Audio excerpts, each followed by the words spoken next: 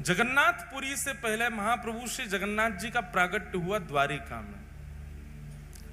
आप पहले द्वारिका में प्रकट हुए द्वापर में। वैसे तो महाप्रभु जगन्नाथ जी अनादि हैं, सतयुग त्रेता द्वापर के नहीं है। मैंने कल बताया था ना कि निर्गुण निराकार ब्रह्म से सबसे पहले सगुण साकार ब्रह्म जब दिखे तो काले ब्रह्मांड में दो नेत्र और अधरी दिखे, वो जगन्नाथ जी ही हैं। तो सगुण साकार रूप में सबसे पहले दिखने वाले यदि ठाकुर कोई है तो वो जगन्नाथ जी। तो आप अनादि हैं, आपके ही रूप को देख करके फिर अन्य अन्य अन्य अन्य रूपों की कल्पना की गई।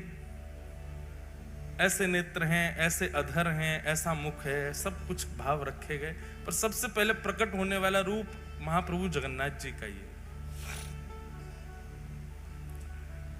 द्वारिका की बात है, भगवान की समस्त पटरानियां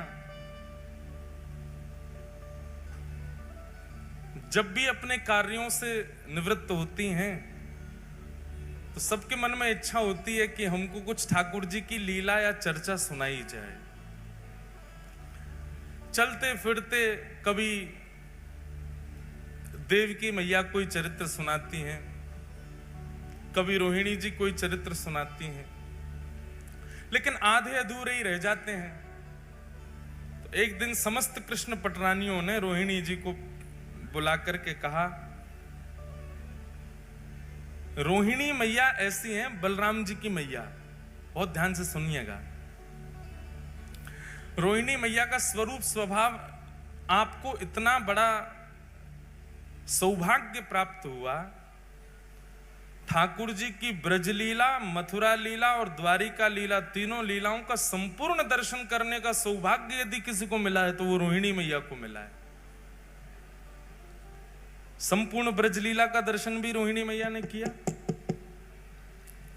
संपूर्ण मथुरा लीला का और द्वारिका लीला, सारी लीलाओं का दर्शन रोहिणी मैया ने किया है।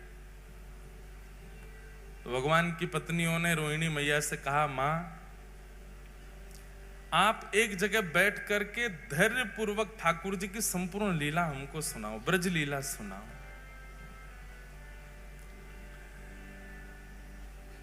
रोहिणी मैया कहने लगी, जब एक जगह बैठ के ही पूरी कथा होगी तो फिर सबको निमंत्रण दो, सबको बुलाओ, विधिवत कथा होगी, पूरे ब्रजमंडल की लीला हम सुनाएंगे, ठाकुर जी के जन्म से लेकर के अब तक की संपूर्ण लीला सुनाएंगी, सबको बुला के लाओ।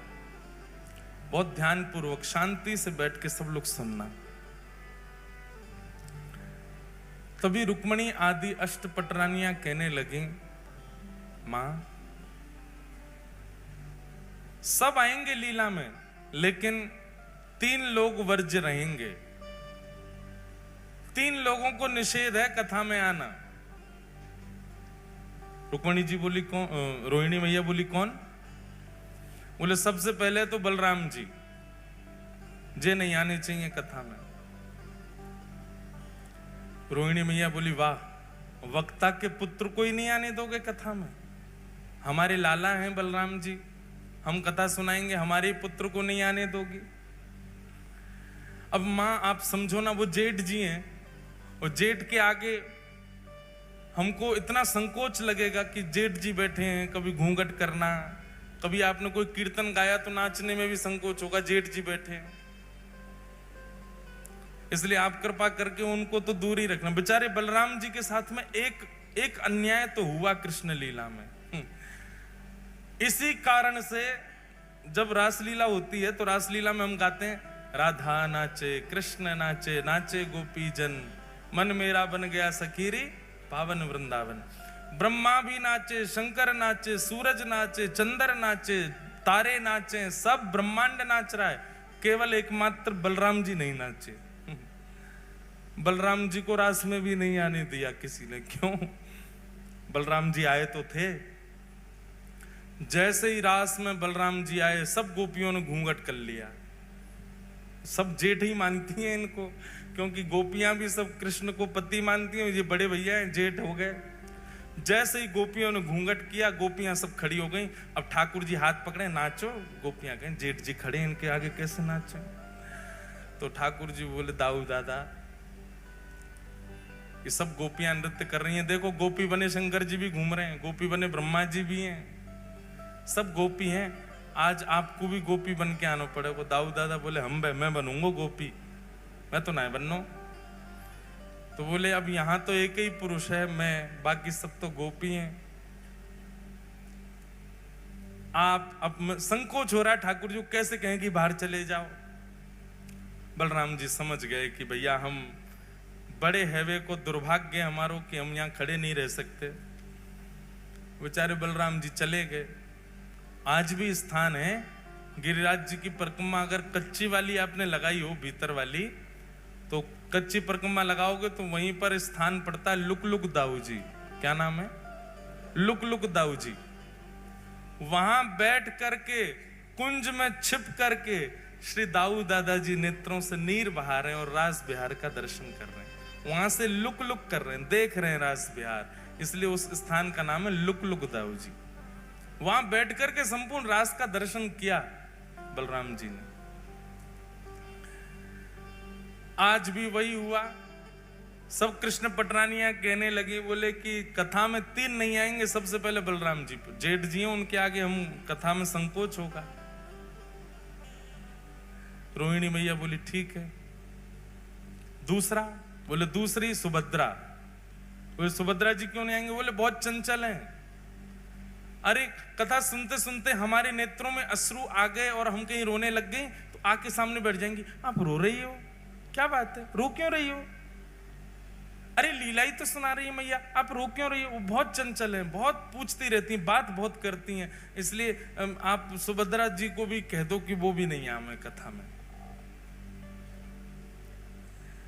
रोहिणी मैया बोली ठीक है। और तीसरे, बोले तीसरे द्वारिकाधीश। बोले क्यों? उनकी तो लीला है। बोले इसीलिए तो नहीं बैठाना। अब आप कहोगी कि ठाकुर जी पीरी धोती पहन के नेक्स्ट से ठाकुर जी त्रिभंग लली ठाकुर जी मटक के चल रहे हैं। अब कथा सुनकर के चिंतन करना चाहिए। हम चिंतन तो करेंगे नहीं, उनको देखेंगे, अच्छा ऐसे चल रहे थे। आप कहोगी कि वह गोपी के यहाँ जाकर के ऐसे माखन चुराए हो, तो चिंतन तो हम करेंगे नहीं, उन्हीं को देखती रहेंगी। और कथा में वक्ता के वाणी और वक्ता के अलावा कोई और देखें, किसी और को देखना पड़े तो फिर कथा का रस नहीं आता। आजकल ये हो रहा है, कथाओं में झांकियां बना के रख देते हैं मंच पे। हम कोई विरोध नहीं कर रहे, पर कथा में नहीं होना चाहिए झांकी। कथा में झांकी कब आती है पता है? जब कथा में मन नहीं लगता तो झांकी बना के लाते हैं। चलो इससे तो मन लगे लोगों का, वो आकर्षण के लिए होता है, वो मनोरंजन के लिए होता है। कथा में तो वक्ता की वाणी सुनो, नेत्र बंद करके जो वो कह रहे हैं उसका चिंतन चित्त में करो। मन का मंथन होना चाहिए, मनोरंजन नहीं। और क्षमा करें, अगर द्वारिकाधीश यहां बैठ गए तो आप बोलोगी, हम चिंतन करेंगे किसका? हमारे सामने बैठे हैं जिनकी आप कथा सुना रही, तो इसलिए उन्हीं को देखती रहेंगी हम तो। और फिर स्वभाव आ जाता है ना, जिसकी प्रशंसा सुनाई जाती है तो हम उसको अच्छा तेरी बात बता रहे हैं, ऐसे करता है, ये होता है। और बोले आप कुछ भी बताओगी, हम श्री कृष्ण को, अच्छा तो ये सब किया आपने। तो इस कारण से कथा में वो भाव नहीं बन पाएगा जो बनना चाहिए। इसलिए ठाकुर जी को भी कथा में मत बुलाओ। रोहिणी मैया बोली तुमने उन 3 लोगों को निषेध किया जिन 3 से पूरी द्वारिका चल रही है। द्वारिका में पत्ता नहीं हिलता इन तीनों के बिना, और तुम कह रही हो कि तुम पूरी कथा सुन लोगी इन तीनों के बिना। बहुत ध्यानपूर्वक सुनिएगा, उपचार कुछ सोचो, कुछ विचार करो कि ये 3 कैसे रुकेंगे कथा में आने से। तो भगवान की पत्नियों में सबसे ज्यादा बुद्धिमान है सत्यभामा। रुक्मणी जी तो बहुत सीधी हैं, रुक्मणी जी बहुत सहज है। रुक्मणी जी तो कह भी रही थी आने दो, कोई बात नहीं, पीछे बैठ जाएंगे तीनों। सत्यभामा ही अड़ी है, ना ना ना ना, तीनों नहीं आने चाहिए। सत्यभामा जी बोली एक उपाय है। बोले क्या? बोले इन तीनों को एक खेल में व्यस्त करा देते हैं। ये खेल खेलते रहेंगे, उसी में व्यस्त रहेंगे, इतनी देर हम कथा सुनते रहेंगे। बहुत दिन हो गए, अब ये बड़े हो गए तीनों, इन तीनों को इनका बचपन याद कराया जाए। रोहिणी मैया बोली वो कैसे होगा? बोले जिस दिन ये तीनों संग बैठे होंगे हम उनके सामने चौसर खेलेंगे। चौसर बहुत प्रिय है तीनों को, और चौसर भी गलत सलत खेलेंगे, तो हमको सही करने के लिए वो तीनों बैठ जाएंगे, और तीनों जैसे बैठेंगे चौसर खेलते खेलते उसी में व्यस्त हो जाएंगे, और हम यहाँ आकर के कथा सुनने लग जाएंगे। रोहिणी मैया बोली ठीक है, तुम्हारी तरकीब अच्छी है, लगाओ। वही हुआ। एक दिन सत्यभामा, जामवती, रुक्मणी जी, कालिंदी सारी सब बैठी हैं, और सब बैठ करके चौसर खेल रही हैं। और चौसर खेलते खेलते अब जोर जोर से हंसने की आवाज आई, तो सुभद्रा जी ने तुरंत देखा, बोले हो क्या रहा है? देखा तो भाभियां सब खेल रही हैं। आकर के सुभद्रा जी जब देखने लगी तो देख के बोली ये तो गलत खेल रही हैं, ऐसे थोड़ी खेला जाता है। रुको, मैं भैया को बुला के लाती हूँ, मैं दिखाती हूँ कैसे खेलते हैं, हम तीनों तो निपुण हैं। और तुरंत कृष्ण बलराम को लेकर के सुभद्रा जी आई, और चौसर की सेज पर बैठ गई, और वहां चौसर खेल खेल के दिखाने लगी। तीन पक्ष बट गए, कुछ बलराम जी के, कुछ ठाकुर जी के, कुछ सुभद्रा जी के, सब पत्नियां बट गईं। अब तो थोड़ी देर तो इनका उत्साहवर्धन किया, हाँ हाँ बहुत अच्छा बहुत अच्छा, अरे बलराम जी आप तो कमाल हो, कभी ठाकुर जी आप कमाल हो, ऐसे सब नाटक हो रहा था वहां पे। इतने में धीरे धीरे धीरे पीछे से उठ करके सब पत्नियां ठाकुर जी की जा रही थी, और जैसे खेल समाप्त होने लग जाए तो सत्यभामा जी ऐसा कुछ करें कि वो चौसर का पूरा जो स्थान था, जो पूरा सामने रखा था, वो हिल जाए, तो अरे अब तो दोबारा से होगा, और फिर शुरू हो जाए। ऐसे खेल में तीनों को तन्मय करके समस्त पटरानियां एक सभागृह में चली गईं, और रोहिणी मैया आसन पर विराजमान होकर के ब्रज लीला सुनाने लगी।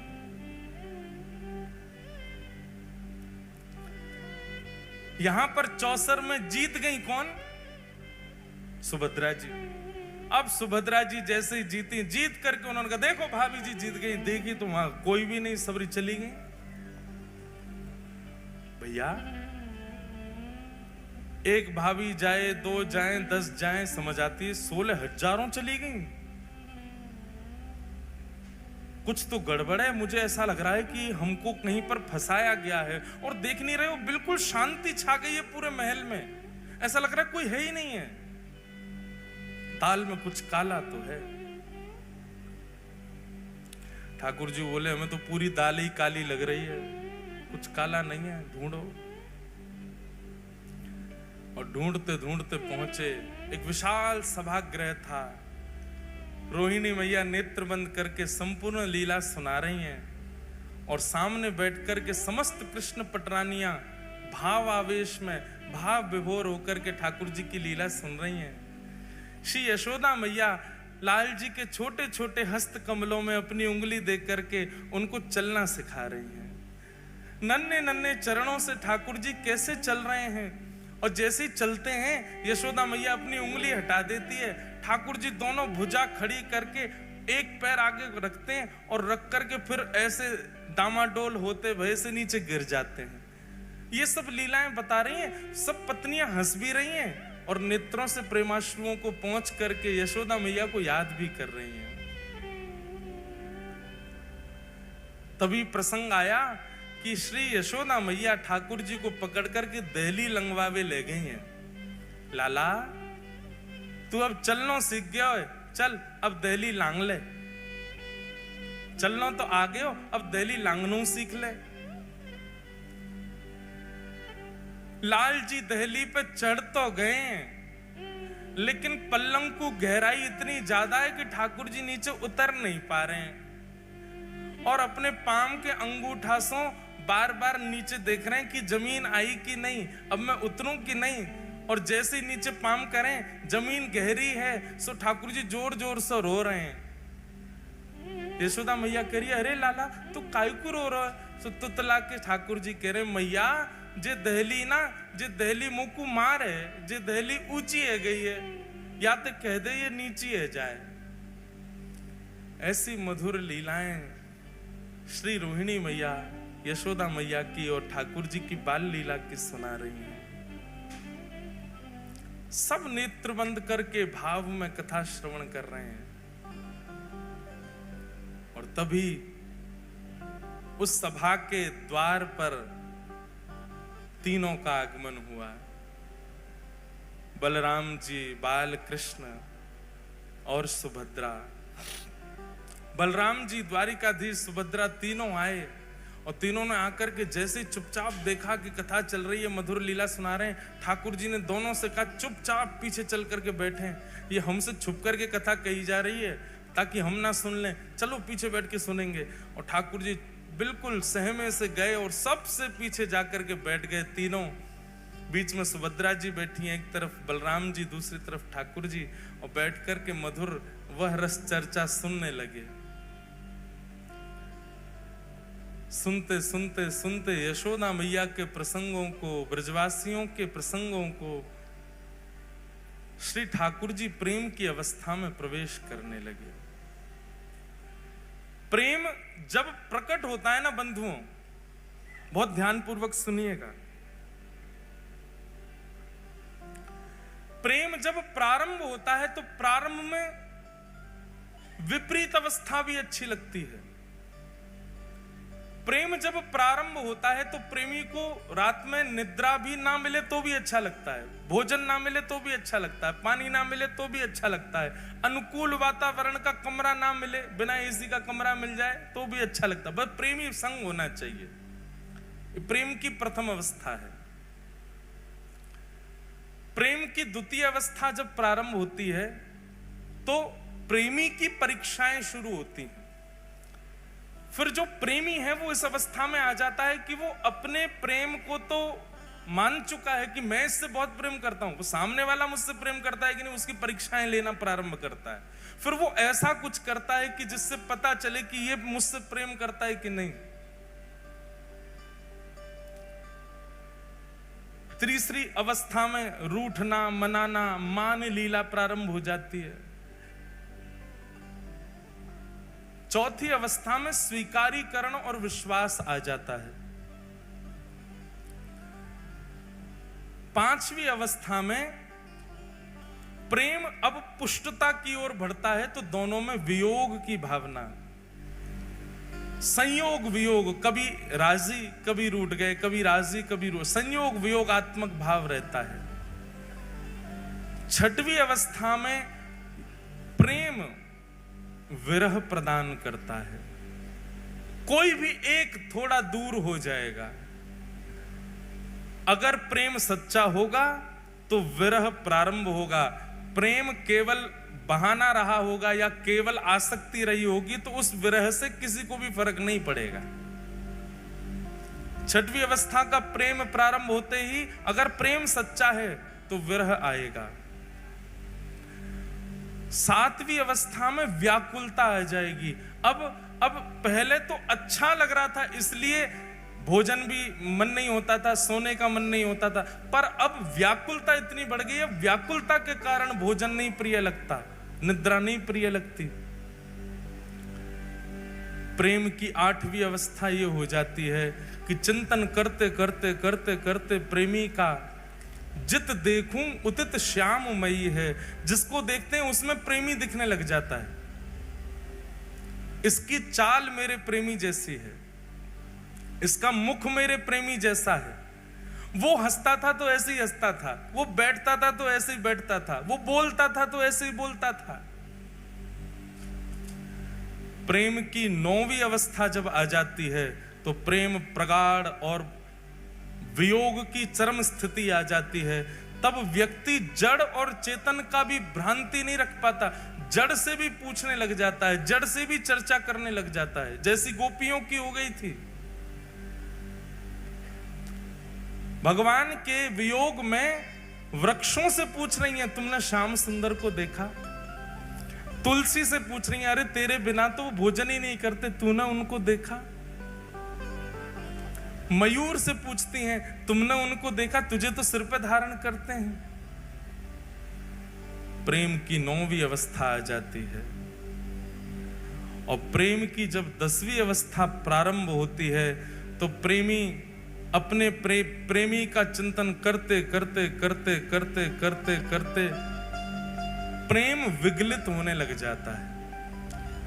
जैसे एक मोमबत्ती में अग्नि प्रज्वलित करने पर वो पिघलने लग जाती है, ऐसे प्रेमी के सर्वांगीण अंग पिघलने लग जाते हैं। बहुत ध्यान पूर्वक सुनिए, कोई चर्चा मत कीजिए, हमारी प्रार्थना है। ठाकुर जी ने जब कथा में बैठना और श्रवण करना प्रारंभ किया तो ब्रजवासियों की याद आने लगी, अपनी लीला सुन के मुस्कुराने लगे, अच्छा सा लगने लगा। फिर विपरीत अवस्था भी अच्छी लगने लगी। धीरे धीरे धीरे कथा आगे बढ़ने लगी। ठाकुर जी उन अवस्थाओं को पार करते गए।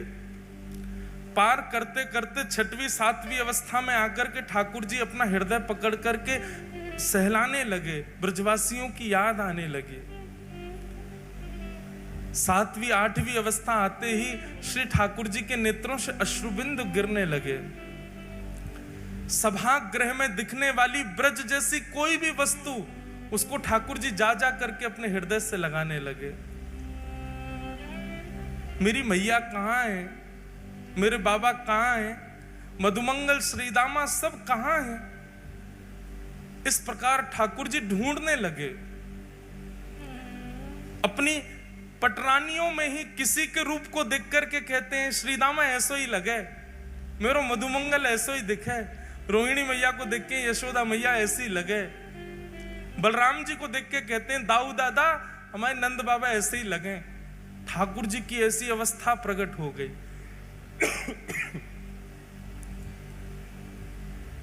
सब बैठे सहमे देख रहे हैं केवल। जैसे ही विरह की प्रेम की 10वीं अवस्था प्रारंभ हुई, सुभद्रा जी गई, दौड़ करके ठाकुर जी को एक जगह स्थान पर लाकर के बैठाया, संभालने लगी। पर रोहिणी मैया तो भावावेश में आकर के कथा कहती जा रही हैं। सुनते सुनते सुनते प्रेम की 10वीं अवस्था में जैसे ही प्रवेश किया, ठाकुर जी की भुजाएं खड़ी हो गई, बलराम जी की भुजाएं खड़ी हो गई, मानो आवाहन कर रहे हो, अरे भैया कोई जाओ, जाके ब्रजवासिन को लाके हमारे हृदय से लगा दो।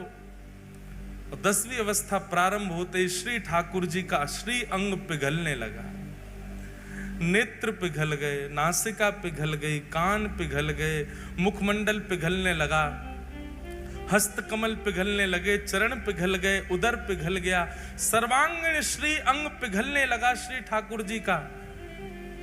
प्रेम अपनी स्थिति में होता है तो नेत्रों से आंसू निकलते हैं, पर प्रेम जब चरम स्थिति में जाता है तो व्यक्ति की चरम भी पिघलने लग जाती है।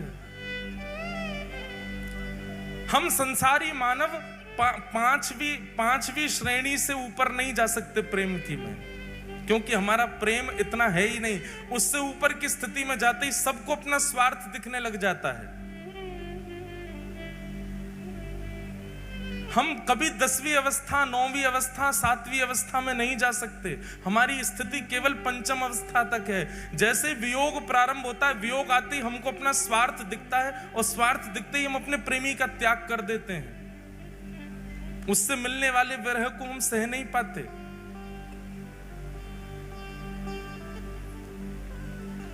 ठाकुर जी का श्री अंग पिघलने लगा।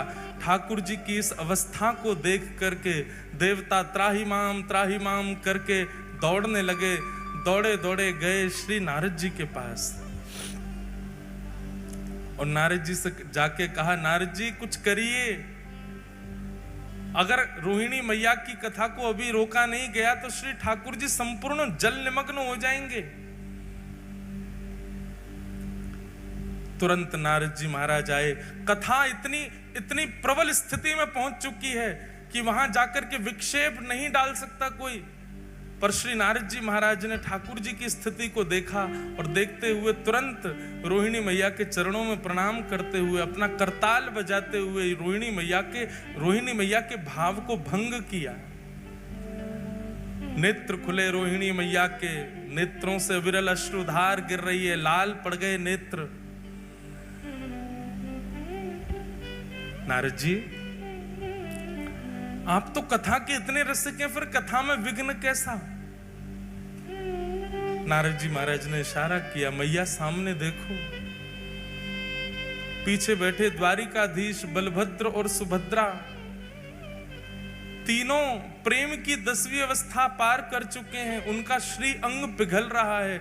यदि मैं आपकी कथा को थोड़ी देर और नहीं रोकता तो तीनों जलमग्न हो जाते, नदी बनकर के बहने लगते। बंधुओं, द्वारिका कभी जाइएगा तो गोपी तालाब का दर्शन कीजिएगा। कृष्ण विरह में गोपियां जलमग्न हो गईं। बिंदु सरोवर का कभी दर्शन कीजिएगा, वहीं पर सिद्धता नाम की नदी है, जो कि भगवान श्री कपिल की मैया देवहूति माता प्रेम की अवस्था पार करके नदी बन के बहने लगी। कालिंदी प्रेम की अवस्था पार करके नदी बन के यमुना जी बन गई।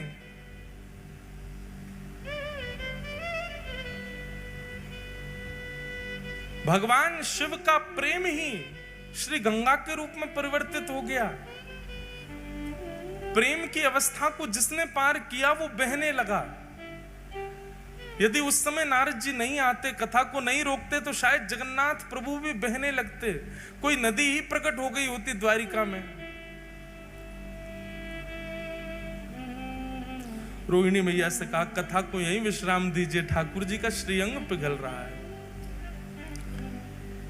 सब दौड़ करके गए, देखा बलभद्र, सुभद्रा और श्री जगन्नाथ, श्री द्वारिकाधीश, तीनों का श्री अंग प्रेम विगलित हो गया। नारद जी महाराज रुदन करने लगे, चरणों में प्रणाम करने लगे। भगवान, आप अपने रूप में प्रकट हो जाइए, नाथ ऐसा मत कीजिए। जगन्नाथ द्वारिकाधीश कहने लगे, नारद जी, पूरे विश्व को बताने के लिए कि प्रेम की अवस्था क्या होती है, यह स्वरूप मेरा सदा तुम्हारे चित्त में रहेगा। मैं अभी अपने पूर्व रूप में आ जाऊंगा, पर मेरे इस स्वरूप को तुम अपने चित्त में धारण करके रखो। कलिकाल में व्यक्ति इतना ज्ञान सहन नहीं कर पाएगा, वैराग्य अपने जीवन में ला नहीं पाएगा, पर वो प्रेम का अधिकारी बन पाएगा। उसको प्रेम स्वरूप बताने के लिए, प्रेम किसे कहते हैं यह दर्शाने के लिए, मेरा यह स्वरूप तुम्हारे हृदय से कलिकाल में पुनः प्रकट होगा। तब तक के लिए इस स्वरूप को तुम अपने चित्त में विराजमान कर लो। और वही ब्रजवासियों का प्रेम, वही श्री किशोरी जी, वही नंद बाबा यशोदा मैया के विरह में प्रेम जो प्रकट हुआ द्वारिकाधीश का, वही रूप कलिकाल में इंद्रद्युम्न राजा के द्वारा इस धराधाम पर प्रकट हुआ, जिनका नाम विश्व प्रसिद्ध श्री जगन्नाथ हुआ। बोलो जगन्नाथ महाप्रभु की।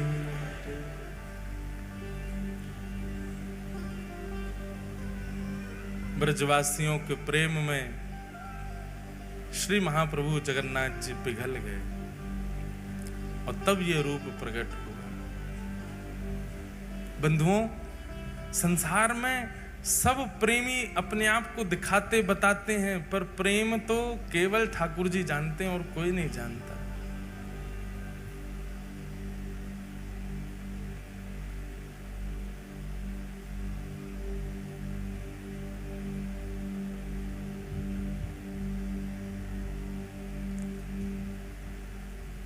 प्रेम नगर की डगर है कठिन रे, बटो ही ना करना बसेरा, पग बढ़ा हो ना जाए अंधेरा।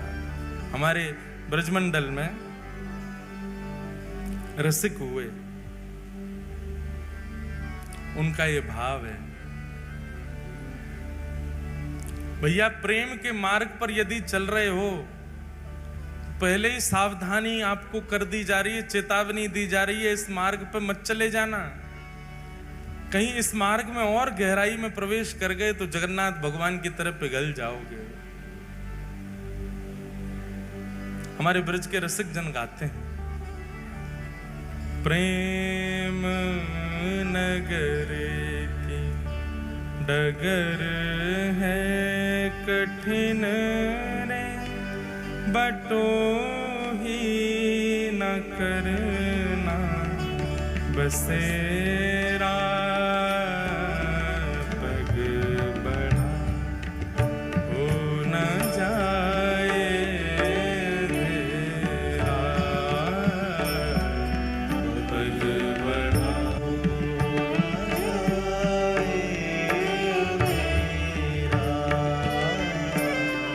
क्यों महाप्रभु श्री जगन्नाथ जी को गीत गोविंद इतना प्रिय है? क्यों प्रिय उनको इतना? क्योंकि गीत गोविंद में ब्रज के श्री कृष्ण ही दिखाए गए हैं, ब्रज की ही वो लीलाएं बताई गई हैं, ब्रज का ही वो स्वरूप दिखाया गया है जो ठाकुर जी को खींचता है अपनी ओर। इसलिए गीत गोविंद ठाकुर जी अपने हृदय से लगा के सोते हैं रोज रात में। कौन है इतना बड़ा प्रेमी संसार में जितने बड़े प्रेमी श्री जगन्नाथ हैं? आज भी महाप्रभु जगन्नाथ रात्रि में चाहे कितने महंगे वस्त्र ले आइए, कितना महंगा श्रृंगार ले आइए, लेकिन अपने श्री अंग को स्पर्श कराते हुए पहले गीत गोविंद ओढ़ते हैं, उसके बाद कोई वस्त्र पहना दो। गीत गोविंद हृदय से लगा के सोते हैं, क्योंकि गीत गोविंद में श्री कृष्ण को प्रिय लगने वाली स्थितियां वर्णित की गई हैं जयदेव महाप्रभु के द्वारा। ये ब्रजवासियों को प्रेमी ठाकुर है भैया, जे ब्रजवासी को प्रेमी है हमारो जगन्नाथ। इसीलिए मैंने कहा कभी जगन्नाथपुरी जाओ तो एक ब्रजवासी को संग लेकर के जाओ, महाप्रभु को बहुत प्रिय। प्रेम नगर की डगर है कठिन रे, बटो ही न करना बसेरा, पग बढ़ा हो न जाए तेरा, पग बढ़ा हो न जाए तेरा, पग बढ़ा हो न जाए तेरा, पग बढ़ा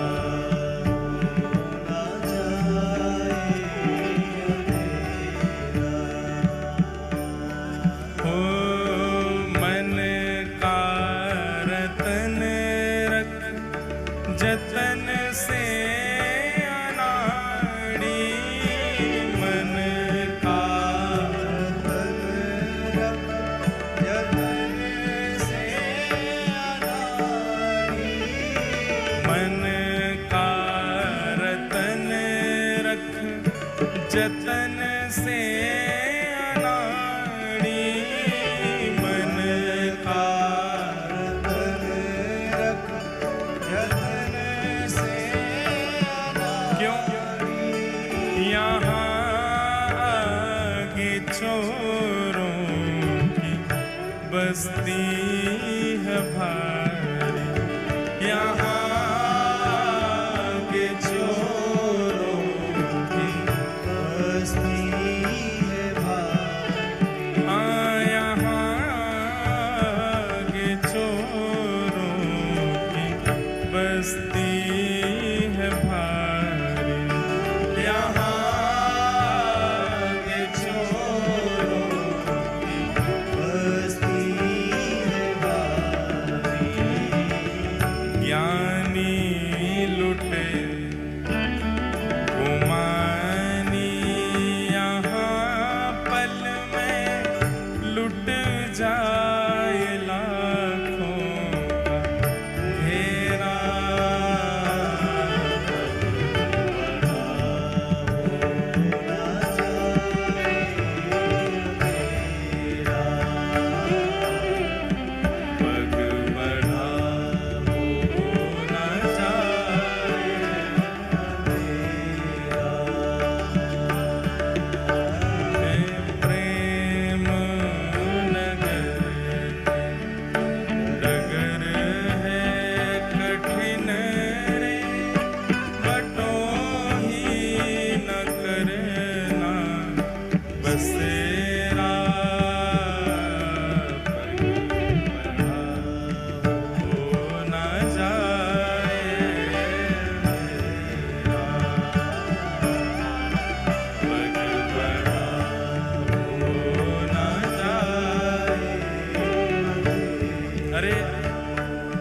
कितना प्रेम प्रकट हुआ महाप्रभु जगन्नाथ को। स्वयं तो पिघल गए, बहन भी पिघल गई, भैया भी पिघल गए, पर जिन आयुधों को संग में रखते हैं श्री ठाकुर जी राक्षसों का दमन करने के लिए, भक्तों की रक्षा के लिए, उनमें भी श्री सुदर्शन जी महाराज, उनको भी पिघला दिया। वो भी वहां पर तीक्ष्ण नहीं है। जगन्नाथपुरी में श्री सुदर्शन जी महाराज भी तीव्र नहीं है, तीक्ष्ण नहीं है, वे भी पिघले हुए खड़े हैं। उनको भी प्रेमी बना दिया, वो भी पिघले हुए खड़े। कैसा प्रेम महाप्रभु का रहा होगा। बादल विपद की अंधेरी है रातें, बादल विपद की अंधेरी है रातें। हमारे वृंदावन में स्वामी राम स्वरूप जी का नाम सुना आप लोगों ने? रासाचार्य स्वामी राम स्वरूप जी महाराज, उनके पूज्य पिताजी श्री मेघश्याम जी, उनका ये पद है। उनकी गोद में ठाकुर जी खेलते थे। क्या कह रहे हैं? बादल विपद की अंधेरी है रातें, बादल विपद की अंधेरी है रातें, भजन सार सब झूठी दुनिया की बातें, भजन केवल सार भजन है, बाकी सब झूठ है। दुनिया हाँ, भजन सार सब झूठी दुनिया की बातें, भजन सार सब झूठी दुनिया की बातें।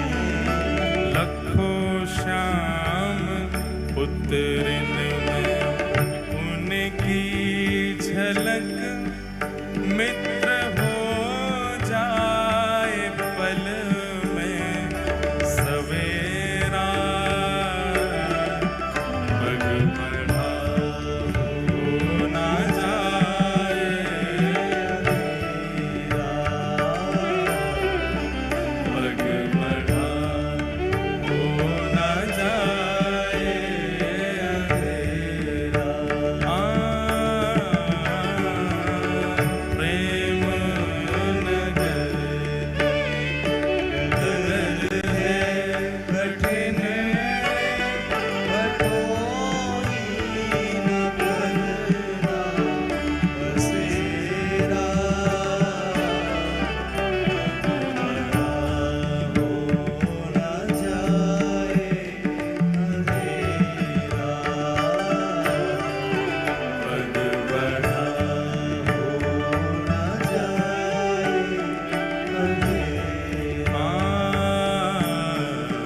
पग बढ़ा हो ना जाए अंधेरा, पग बढ़ा हो ना जाए।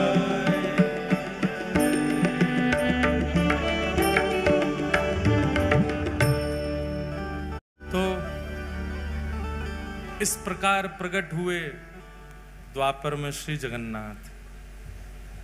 नारद जी ने उस स्वरूप को अपने चित्त में धारण कर लिया।